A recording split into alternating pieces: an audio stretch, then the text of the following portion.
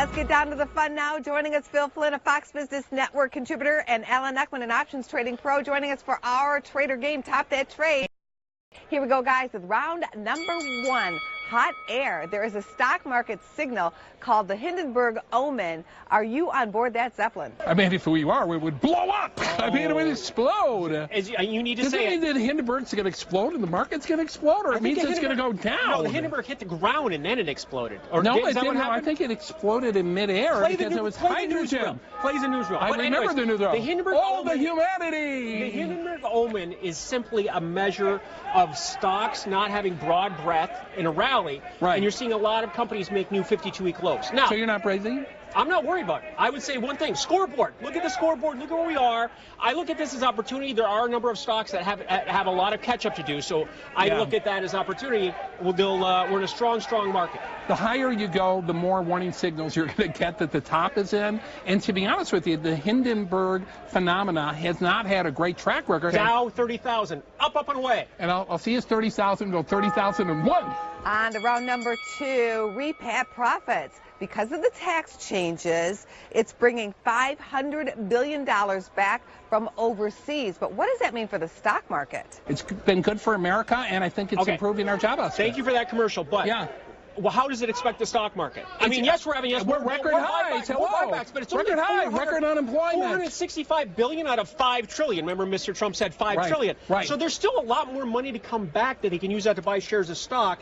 And the important thing to note here is that they don't need to bring the money back because interest rates are so low. If they need money, they can borrow. But plus, most companies have so much cash on their balance sheet, they don't need it. So it's a non-event, in my opinion. The average American worker, though, is benefiting from that because now, along with that money, has come jobs. The numbers bear that out. And here's your third round.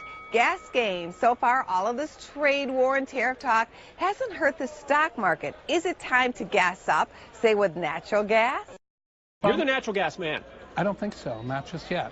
Natural gas is trading between 275 and 3. It's hitting this top again. It's been trading between 250 and 350 for 2 years. So a breakout sends it to 450.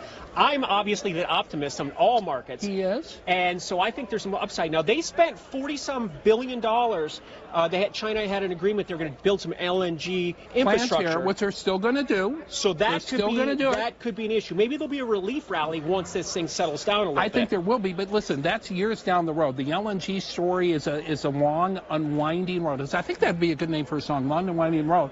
The bottom line is that right now that in the U.S., production is going to be so high, it's going to overwhelm demand. Think of this. We had one of the hottest summers in recent memory. We had nothing to go, so what's it going to take? Maybe a polar vortex can get us going. I don't know. It's not my job to figure out what's going to be the catalyst, but I think there's going to be something to give it a little bit of a bump and push up through that 3 and start a run.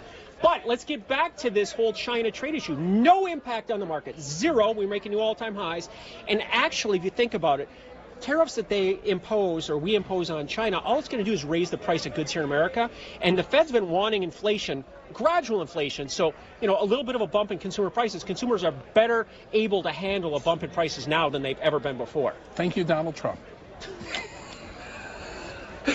You did a better commercial than I did. Oh, you guys are great today. All right, let's bring it down to your bonus round question. Ticker time. It's fall, so can you name the phony ticker? Is it LEAF, L-E-A-F, Harvest, H-A-V-S-T, or Autumn, A-U-T-M? I'm thinking autumn. I am too. I'm thinking autumn. It doesn't seem right. You nailed it. The answer is autumn. I totally made that up. We did. There you go. Woo-hoo. There we go. Thank you. Business First AM continues right after this.